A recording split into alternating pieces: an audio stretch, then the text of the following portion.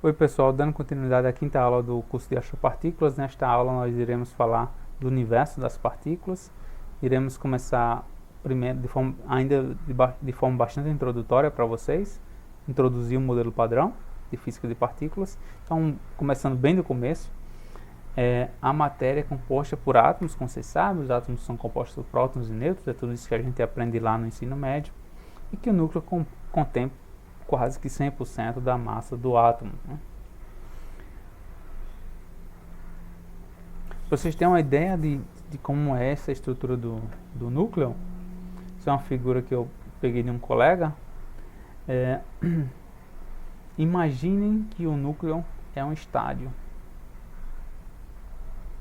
Então, um átomo, desculpa, é um estádio. O núcleo seria uma bola de golfe no centro desse estádio. E o elétron seria um grão de areia orbitando nessas cadeiras aí. Vocês veem quão espaçado eles estão. Lembrando que o núcleo é composto por prótons e nêutrons, mas os prótons e nêutrons são constituídos por partículas elementares chamadas de quarks. Quarks são os componentes, são as partículas elementares que compõem essa matéria que nos cerca. Temos mesons, são partículas compostas por 2 quarks, baryons, partículas compostas por 3 quarks, desculpa, tetraquarks por 4, pentaquarks com 5 e assim por diante, tá? Então essa seria a nomenclatura que nós usamos para hadrons. Hadrons são partículas compostas por quarks. Vamos ao desenvolver deste curso se ater a duas classificações destes que eu falei anteriormente, são os mesons e baryons. Hadrons são partículas constituídas por quarks. Dentro de hadrons, então hadrons está aqui, você se divide em duas partes, tá? Nessas duas partes você tem os mesons e os baryons. Então, vamos entender, né? Para vocês terem um pouquinho mais de dimensão do que eu estou falando. O mundo onde vivem as partículas elementares. Imagine um sistema solar, para vocês terem uma noção, tem uma dimensão, um diâmetro de 3 vezes 10 a 14 metros aproximadamente. O núcleo tem um diâmetro de 10 a menos 15 metros. Então, se você imaginar que o núcleo tem 10 a menos 15 metros. Então, é como se você pegasse um sistema solar de 10 a 14, grosseiramente 10 a 15, ser bem grosseiro mesmo, e pegasse uma coisa de 1 metro lá, de diâmetro, dentro do sistema solar. Esse seria, o átomo seria o nosso sistema solar, o átomo seria o nosso sistema solar, e uma coisa de 1 metro dentro desse sistema solar seria o tamanho do núcleo. Então, você pode ter noção que como planetas são razoavelmente pequenos dentro do nosso sistema solar, certo? Relativamente pequenos. Alguns planetas são pequenos para o tamanho do sistema solar. Imagine uma coisa de 1 metro. Vocês têm noção o quão pequeno é um núcleo. E é dentro desse núcleo que moram esses quarks, são partículas elementares. Esse é o mundo das partículas elementares. É uma coisa extremamente pequena. E como podem coisas tão pequenas compor tudo que nos cerca, né? Então vamos entender um pouco mais sobre essas partículas. As partículas são identificadas a partir das suas propriedades intrínsecas, como massa, carga elétrica e spin. O elétron, por exemplo, é uma partícula que tem massa. O Higgs, que é um campo escalar, é uma partícula também massiva. O fóton não possui massa, o próton possui massa. Lembre-se, aqui o próton não é uma partícula elementar, tá? O fóton, o Higgs e o elétron são, né? O Higgs, até onde sabemos, é uma partícula sim elementar. Carga elétrica, o elétron tem carga elétrica e o próton tem carga elétrica. Lembrando, o próton não é partícula elementar. Mas o fóton não possui carga elétrica e o bóson de Higgs também não possui carga elétrica. Tanto o fóton como o Higgs são bósons, possuem spin 0 ou 1 de forma geral, tá? Fóton spin 1, Higgs spin 0.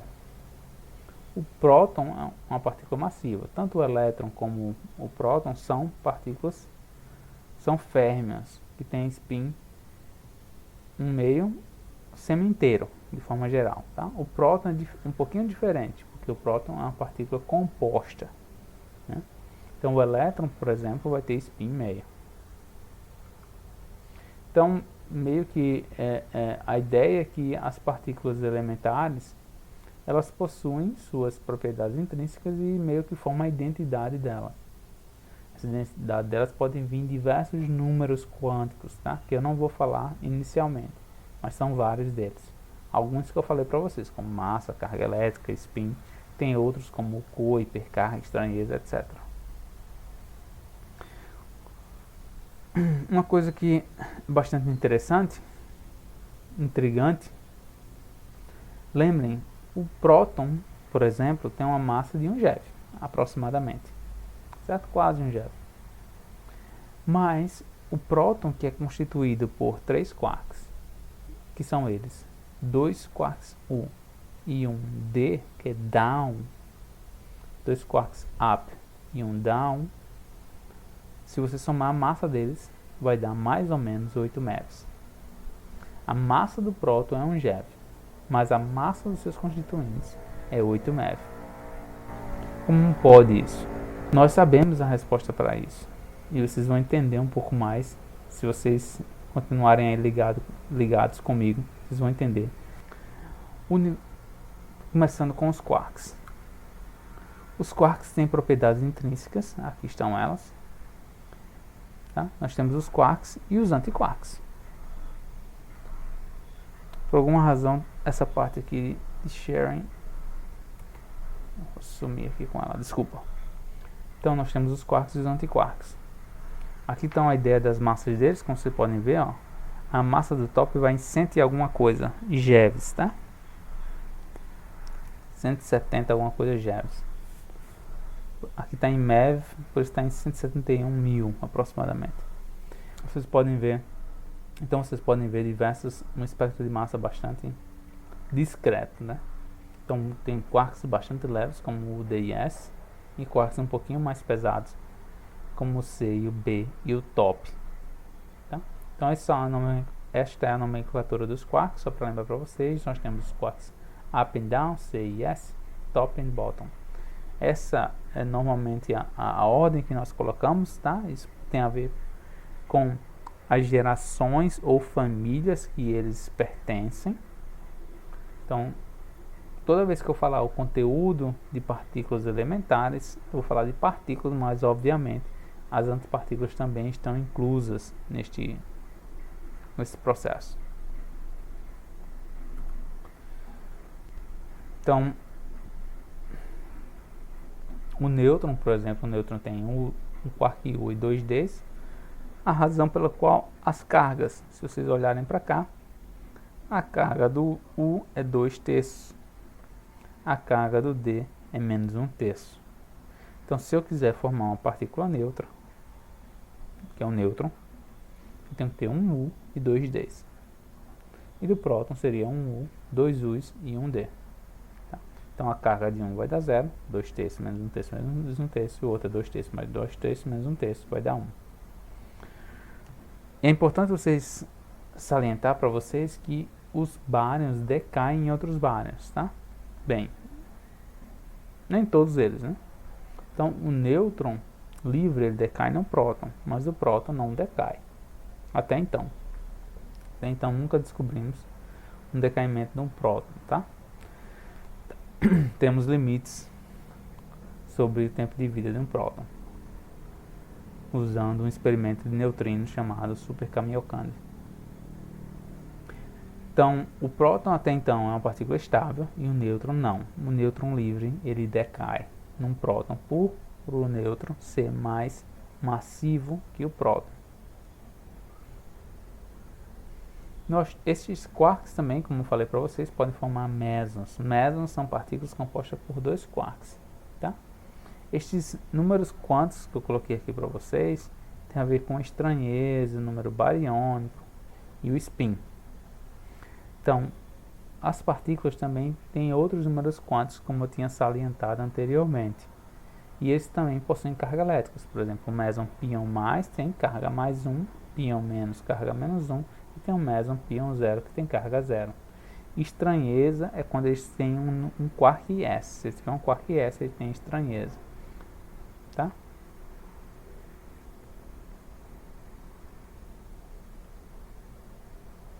Aqui sim, esse aqui é importante. Desculpa, esqueci de falar para vocês. Este diagrama de Feynman é importantíssimo historicamente falando, que é o decaimento do pion em muon. Muon, um pion, que é a junção desses dois aqui. Imagina que essas duas partículas fossem uma só, que é o pion mais, e ele decai no muon mais e no neutrino do muon. Esse decaimento é extremamente importante historicamente falando, porque foi quando notamos que hadrons e leptons estavam conectados por um mesmo mediador. Então, esse mesmo mediador seria o W+. Mas iremos falar aqui esse W+, lá na frente. Além dos quarks, nós temos os leptons. Então, para que vocês entendam, o modelo padrão de física de partículas possui no conteúdo fermiônico, no que diz respeito a férmions, dois tipos de partículas, quarks e leptons. Quarks são partículas hadrons, ou seja, eles formam a matéria hadrônica, tá? Constitui a matéria. E os leptons?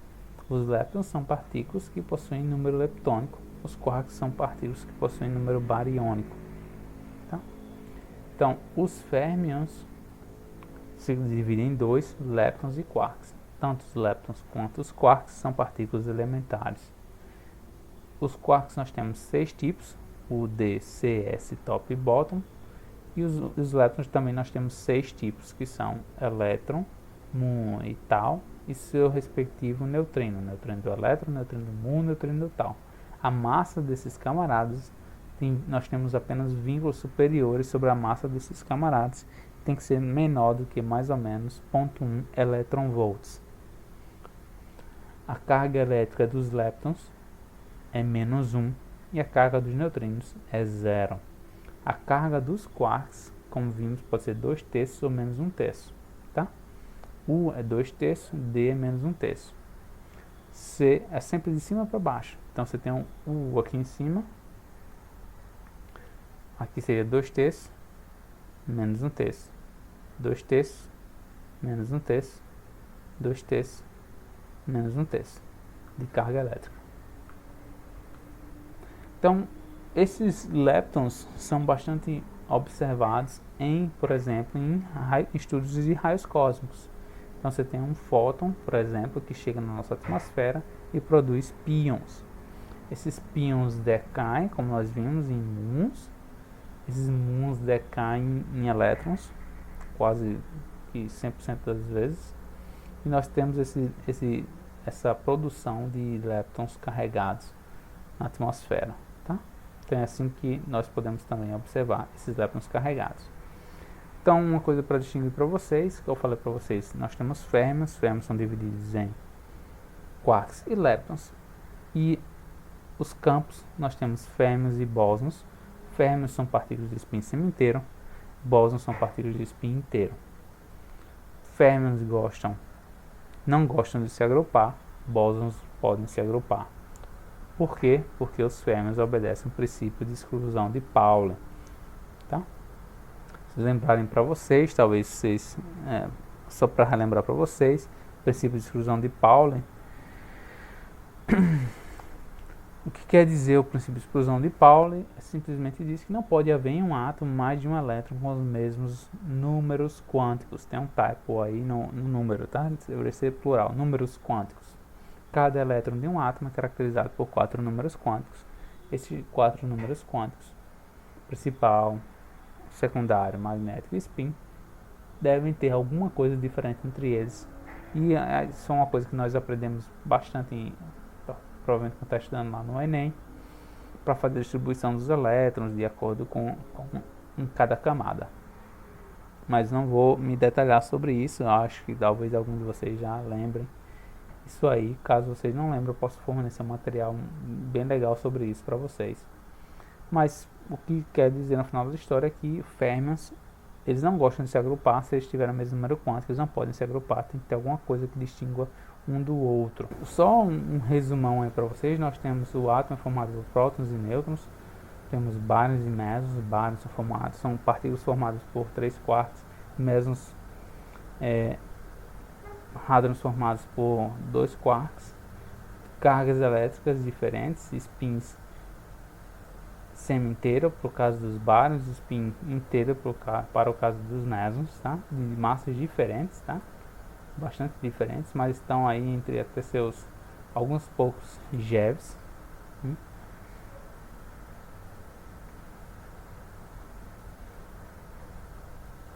E no final da história toda, nós temos esse conteúdo de partículas elementares. Nós temos os quarks aí em vermelho. Vocês podem ver aqui em vermelho os quarks.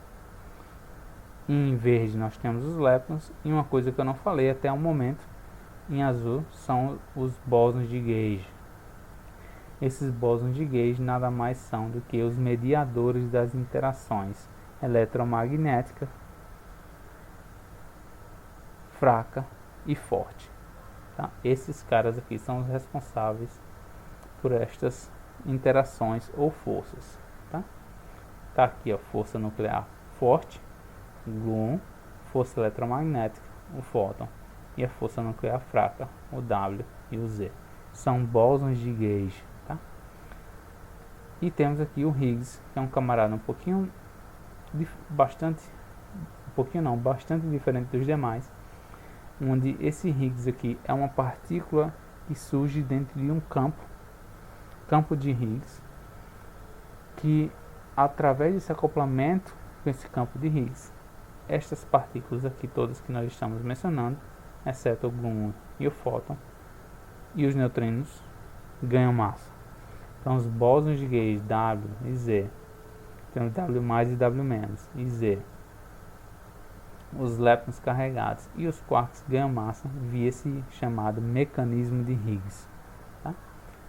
Notem que nós temos aqui 3 famílias ou gerações, são essas 3 famílias aqui, essa segunda família, a terceira família, e à medida que nós vamos da esquerda para a direita, o conteúdo de férmions vai ficando mais pesado. Como vocês podem ver aqui, a massa do Tau, por exemplo, é de 1,7 GeVs. A massa do Muon é de 100 MeVs mais ou menos, e a massa do elétron meio MeV. A massa do B de 4,18 MeVs, a massa do S 95 MeVs, a massa do D 4,8 MeVs, a massa do top 170 alguma coisa GeVs, a massa do C 1 ponto alguma coisa e a massa do 2,3 MeV. Note que à medida que vamos andando família 3 para família 1, a massa vai ficando menor. E intrigantemente é meio que foi nessa ordem que as partículas foram descobertas. Quanto mais massiva for a partícula, mais demorou-se para detectá-las, tá? Grosseiramente falando. Será que existe uma quinta força? Existe um novo bóson de Gauge aqui? Minha aposta é que sim, tá? Acho que em algumas décadas a gente vai estar, talvez, com outro quadradinho aqui, pertencendo a um novo bóson de Gauge. Será ele o quê? Será ele conectado a à matéria escura de alguma forma? Referente à aula que eu falei para vocês anteriormente? Será o graviton? Será que detectaremos o graviton em breve? Quem sabe? Para vocês, para a próxima aula, que vocês poderiam talvez me perguntar. Uma pergunta bastante básica, mas tem tudo a ver com esses bósons de Gauge, como essas partículas interagem. Mas é uma partícula que eu vejo muito comum na literatura. Talvez vocês nunca pararam para pensar, ou se pararam para pensar, não sei se vocês sabem dizer a resposta, né, a resposta correta. Saberia dizer o que mantém o núcleo coeso, tendo em vista que um núcleo que possui muitos prótons e nêutrons. Os nêutrons não interagem eletromagneticamente por não possuírem carga elétrica, mas os prótons interagem eletromagneticamente. Então, por que esses prótons simplesmente não se repelem e quebram o núcleo, né? Como é que você pode ter um núcleo com um número atômico ou com um número dizer muito grande, né? Como é que você pode ter? Como é que isso ocorre? Né? Como é que isso, por que um núcleo pode se manter coeso se tem uma quantidade de prótons tão grande? Né? Se a resposta que muita gente fala é a força forte, e está certa, mas é uma resposta um pouquinho mais simples, né? A resposta um pouquinho mais técnica tem a ver com mesons, que são as partículas que eu falei um pouco nessa aula de hoje. E se você quer saber realmente saber a resposta desta pergunta, fica ligado que vocês vão entender isso na próxima aula. Abraço.